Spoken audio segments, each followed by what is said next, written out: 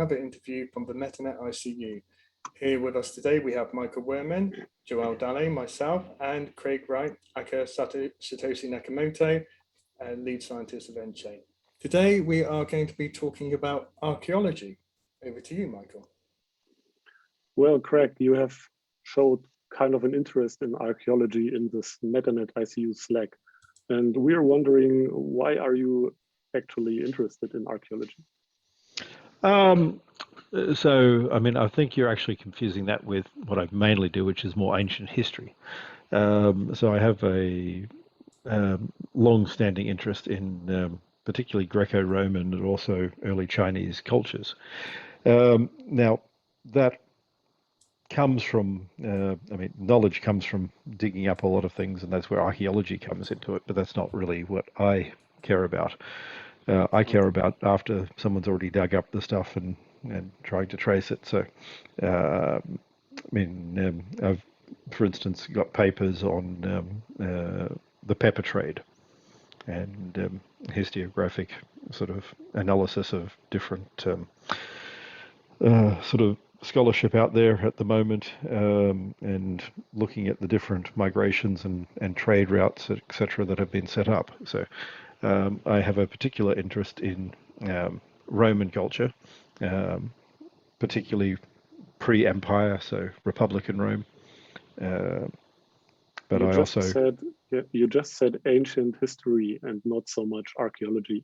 So I'm wondering, where do you draw the line between being a historian or being an archaeologist? Because both do dig up old stuff. Well, that's fairly much the difference. An archaeologist actually goes out there and is more practical. Although I've gone and I've visited places like Rome and some of the other archaeological sites, I'm not really, and I've studied some of this and I know the basics. It's not really my thing to sit out there in the dirt and dig up old things. I mean, it can be enjoyable for a little bit, but I wouldn't want to make a life out of it.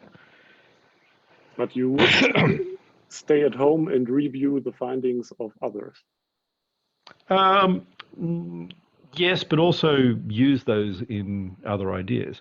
So, for instance, reading the writings of people back at the time, so primary source material.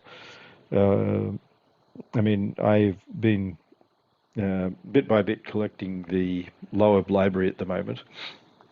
Takes me more to find some of the missing volumes that are hard to get than actually to read them at times. But for those who don't know, the Loeb Classics Library is about 540 or so old texts of mostly Greco-Roman origin, but many others. So all the classic ones like Livy and Ovid, but a whole lot of stranger ones, and even some of the early medieval texts like Basil and others such as him. Okay, but you still have an interest in archaeology too. It's not like you just want to read papers. You would also review findings, real findings. I still have an interest that I enjoy. Like last year we went to Sicily and I visited a few different sites in Sicily, which was quite interesting. Done the same in Rome. Would have been nice to see the Colosseum as it should be, with the roof mostly open at the top, but with all the awnings around, etc. The Hippodrome would have been nice to actually exist. I'm going to screen share something here, and you can have a look, and our audience too.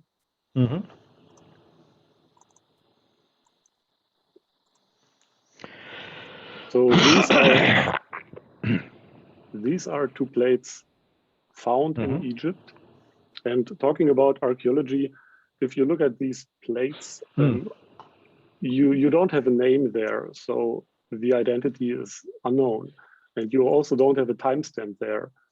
And so we don't know the identity and we don't know when it was made.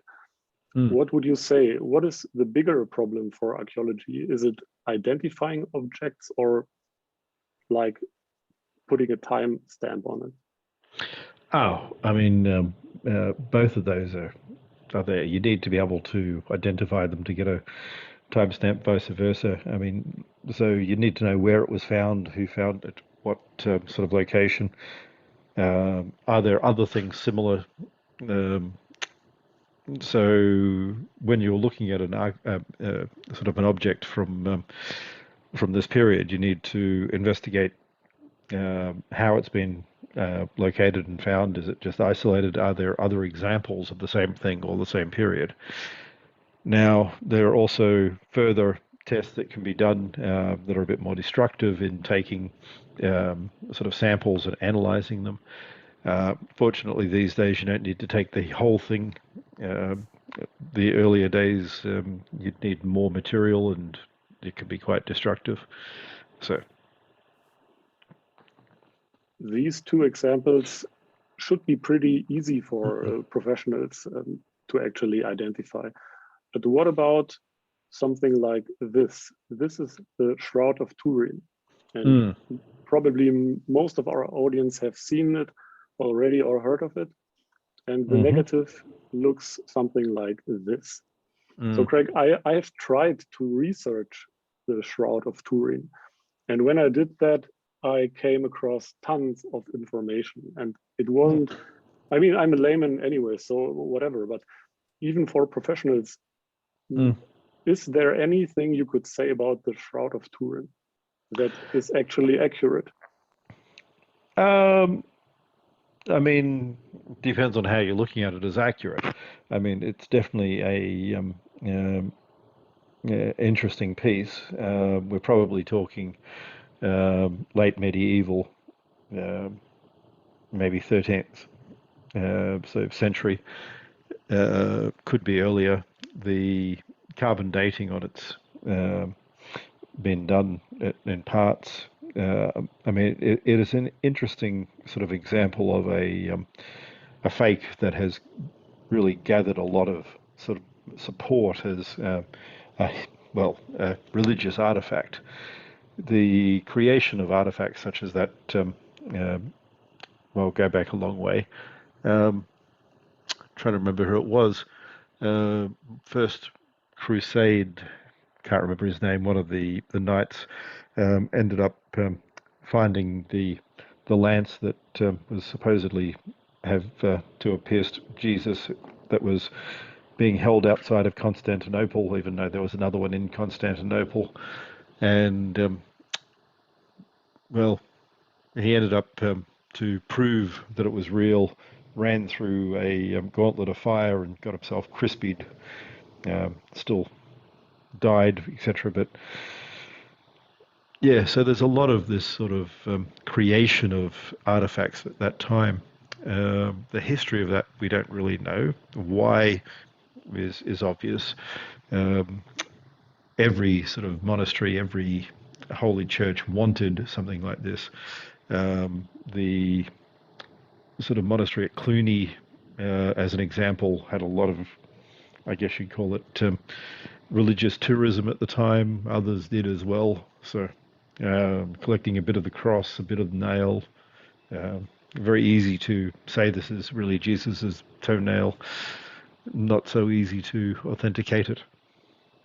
But there has to be some, I mean, look, if we say there was a crucifixion, then there should be pieces of the cross somewhere. So there might be fakes out there for sure, but somewhere has to be the real pieces, for example, of the cross. But why would you say that?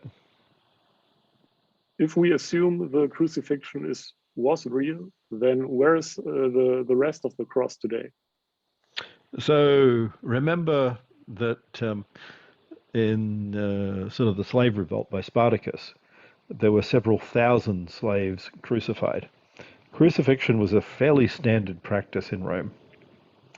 Now, if you consider that there would be hundreds of thousands of these sort of crosses put up, why would you expect parts of them to survive? Because maybe the disciples don't know. I don't know. Maybe they followed the cross or. But at that stage, that wasn't part of sort of religious iconography. It was actually considered a negative type thing to actually keep things as idols. That's interesting. That's interesting if you say that happened later on. That's interesting. So nobody would have been keeping things at that stage. In fact, they would have believed that the end of the world was nigh. The common belief was sometime in the next 100 years the world is going to end. Okay. I'll screen share another thing here, and this might be a bit weird, but I still want you to comment on it.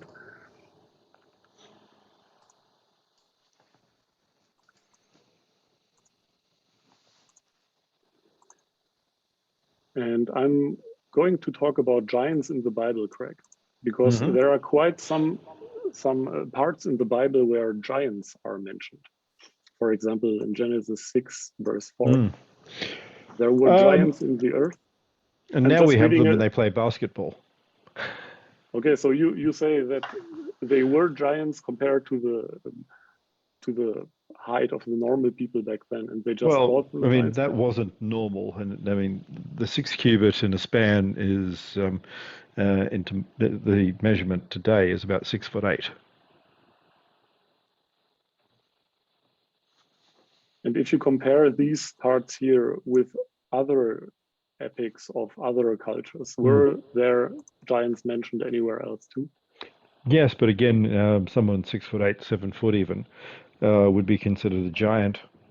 So when you consider the average age of most people was less than normal, to be a Roman soldier, you had to be a maximum of 5'10". In the Republic anyway. So after that, they didn't have standardized armor for you, so they didn't want people who were too tall, and they still got majority of the population could serve. You said in the intro that you are more into Roman history, but what about the Exodus described in the Bible? That's pre-Roman. What about archaeology concerning the Exodus? Are there evidences that it could be a report, or is it just a mythology? That's hard to say. I mean, we're talking about a verbal document. I mean, it was like a Homeric legend. So it's passed like Chinese whispers. So if you think about it for a moment, what you really have is a group of people telling their children, telling the next generation, then the next generation, then over and over, without having a record that is written down and unalterable. And in any of those scenarios, you end up with sort of a modified version of history over time. Because I'm just interested in these kind of things, and I stumbled upon videos of people who claim to be real archaeologists, and they, for example, claim to have found pieces of chariots on the ground of the Red Sea. And I can't verify that or have any opinion on that. So I'm wondering. I would prefer to stick to standard peer-reviewed scholarship and that sort of stuff. That these guys will go, oh no, these guys don't know what they're talking about. But I'm sorry, but I prefer less hype and more boring scholarly stuff. I mean, there are things there, but you can't just go, well, this is. I mean, it doesn't work that way. You have to make a claim and demonstrate evidence. Okay, Joel, the money is memory part. Maybe you start with that. Yep. So I'm going to give it a quick brief. There was a paper written in 1996 by I don't know if I'll say his name right, a Narayana Kosha Lakota. He wrote it for the Federal Bank of Minneapolis, and basically the layman's version of the abstract is that he attributed the movement of money and spending of money as similar to memory, how you have different parts of it, different parts of the money movement and such, which can be attributed to neurons and expenditure, input, output, and cost analysis, and so on and so on. So initially, what are your thoughts on money as memory? So I have actually read that paper quite some time ago. Now, what I will say is it really builds on the ideas of Mises and Hayek. Mises, first of all. Now, in both of their analyses, what they're looking at is money is a form of information exchange and a way of measuring and creating knowledge across markets.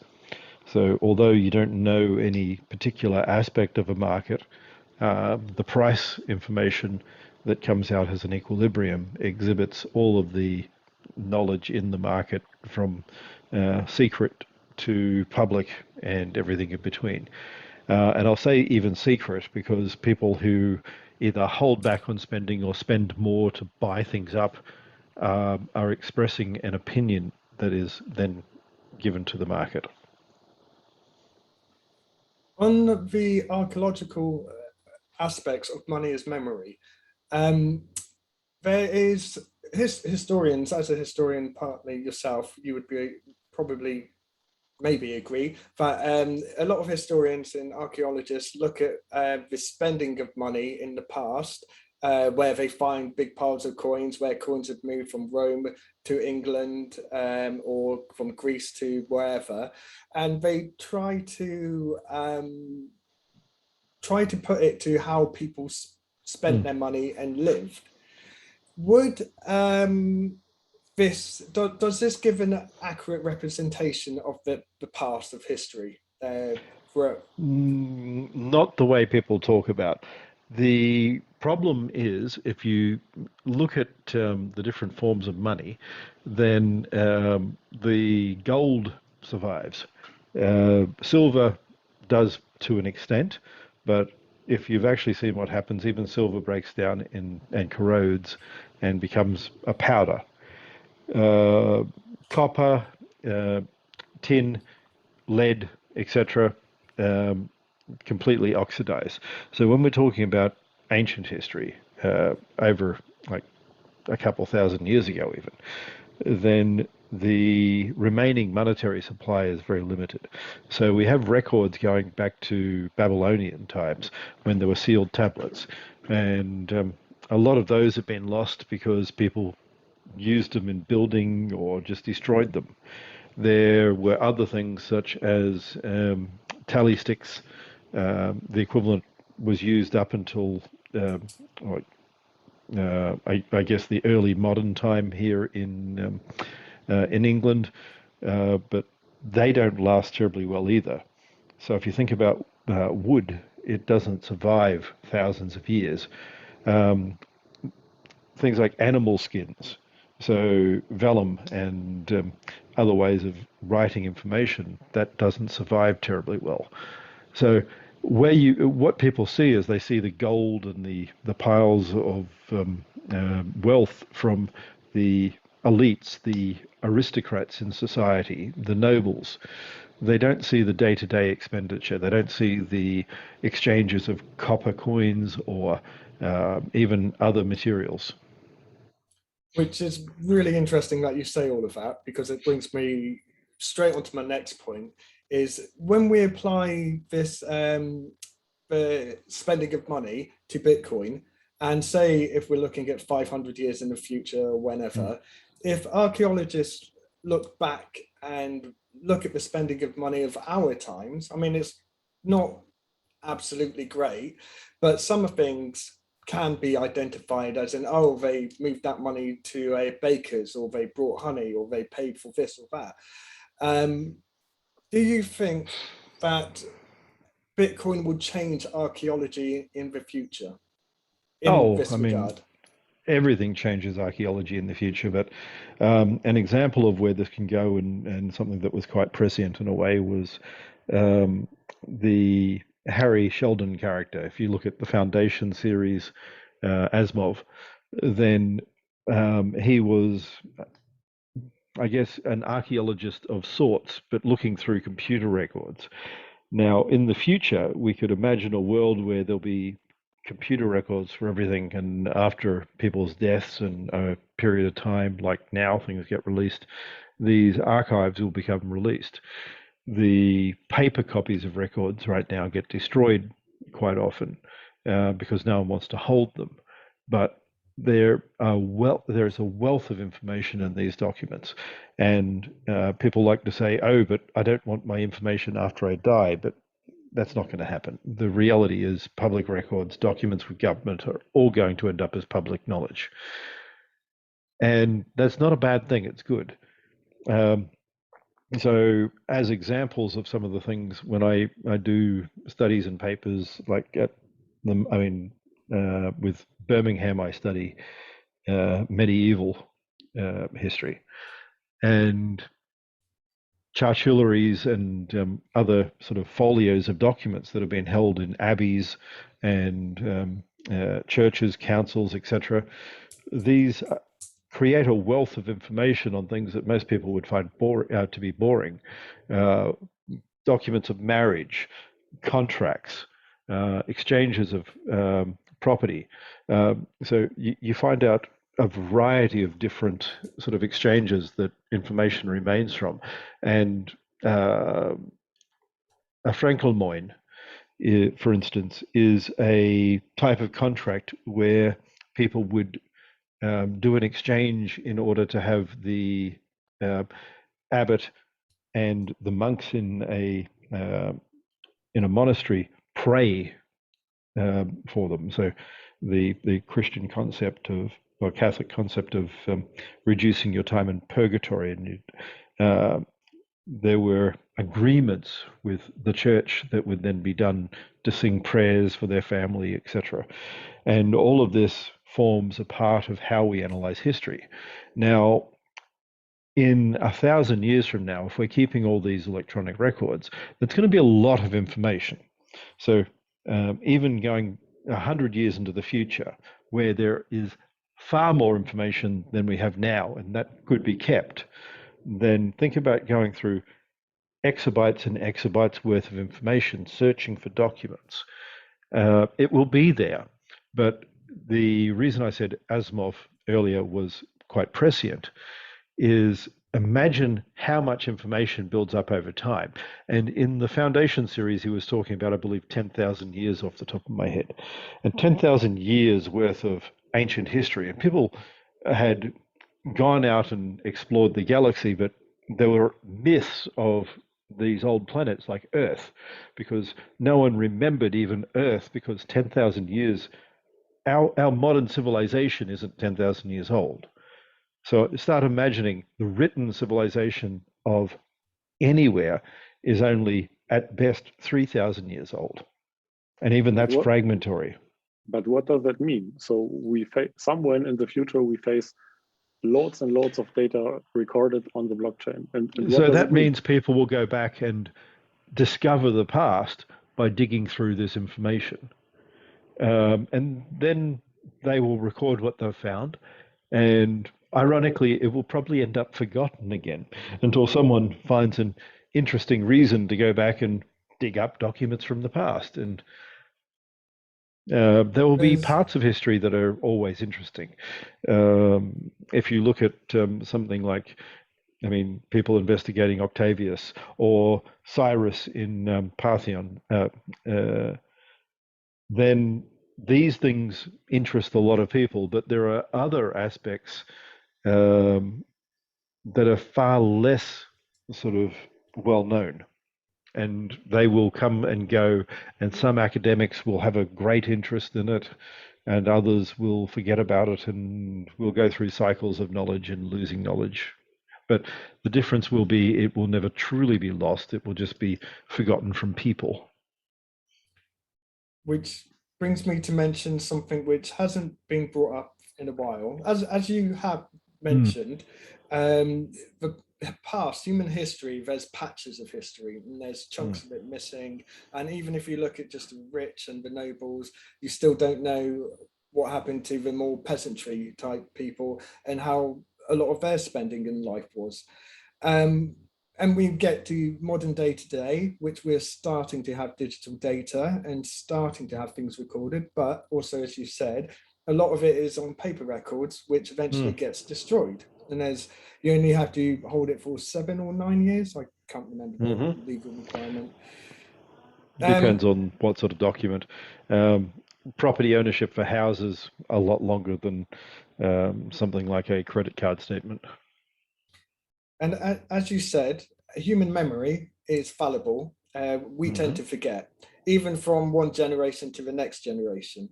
Whereas what I will refer to as the human social memory, the memory of like generally everyone patched together, what we remember as a human society, can be carried forward on a blockchain, possibly.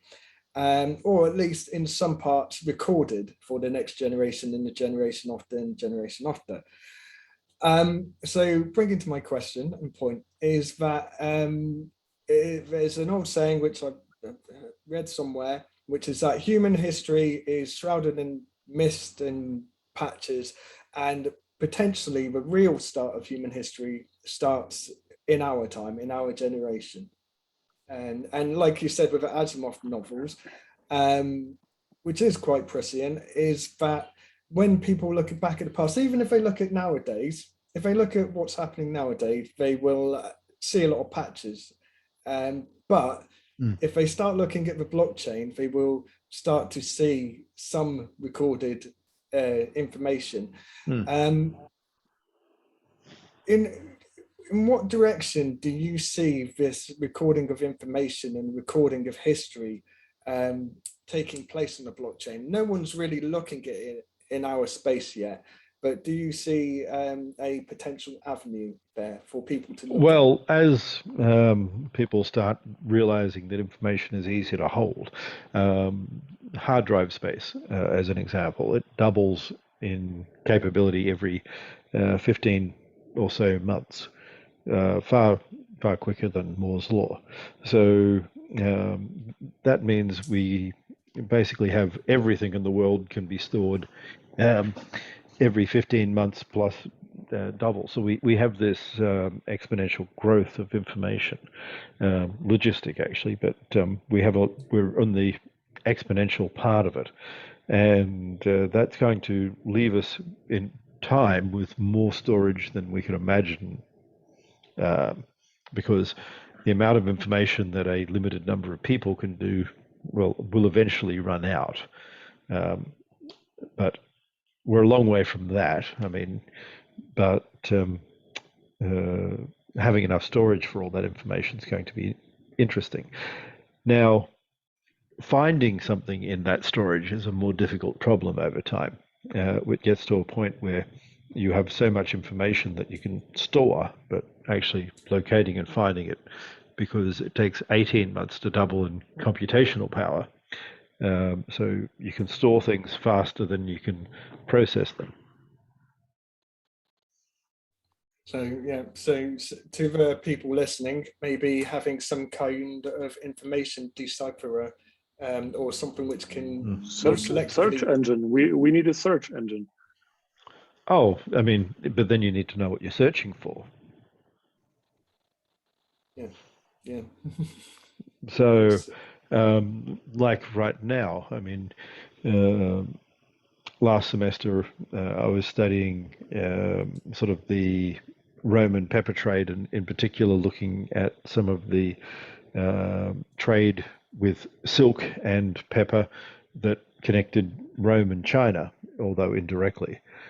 And to do that means a lot of searching in strange areas, and to try and find something new, that means trying to piece together different aspects of existing knowledge to create something that extends knowledge.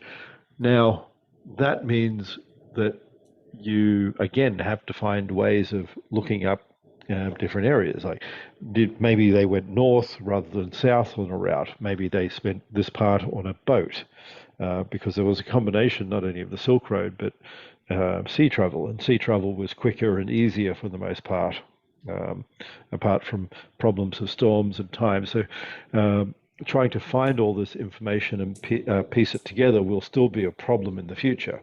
So it's not like we're going to get rid of people and we're going to have different jobs, different roles. You could say it takes a lot of education before you can actually research. Yeah, that's why people get trained to be researchers. So it's all very different in different fields as well. So historiography, like studying the writings of other people, is important, not only to look at what's here now, but also looking at what occurred in the past. The historical analysis of primary source documents, comparing those to what other people have said, that's a critical aspect of education, and that differs significantly from training in something like engineering or computer science or mathematics. So there are different areas of focus, and it would be nice to have people other than myself being more interdisciplinary and looking at a lot of these other aspects, because it brings interesting insights.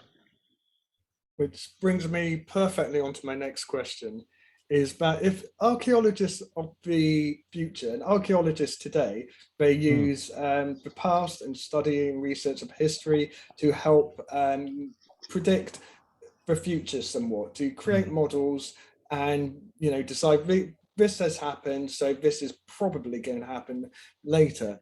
If they have the power of a blockchain with more accurate and timed information, which also brings on to the point of being multidisciplinary, because they will, you know, need to actually understand what they're looking at as well. What are they really? Are these people going to be archaeologists of the future? Are they going to need to train and to understand this more? And is this a whole new area of work which no one's even considered yet? I mean, I think you're actually mixing things there. The people who predict things in the future are definitely different to the historians. So the predictions based on past knowledge is more political scientists and other such roles. Now, so again, we're taking individuals who are trained in one area and quite often don't understand the other area, and I think this has caused many problems in the past between how people analyze political science rather than just history. So in taking an analysis of political science, many people don't put themselves into the position of the people of the past or analyze things correctly. So as an example, taking modern views of like sort of trade, or even something like no one likes to talk about slavery, but thinking about that from a historian's point of view is very different to a political scientist's point of view. And trying to understand why someone, even in the North, wouldn't be an abolitionist if they didn't believe slavery was wrong, means trying to think through the other person's opinions, knowledge, views, etc. Like, there were many people who, even in the North in America, didn't want to abolish slavery but thought it was abhorrent. The reason being they thought that if they removed slavery too quickly rather than letting it die out over time, that America would fragment and society would collapse. And that was a valid fear. But you can then argue, but slavery is bad, we need to get rid of it. We can look at that through the sort of clear view of the past where society didn't collapse. But that's very different to looking at things now to back then, when someone would have been dire in dire fear of society collapsing. So definitely not saying this is right or that they shouldn't have been more strongly supportive, but it is important to try and understand that perspective when analysing these things.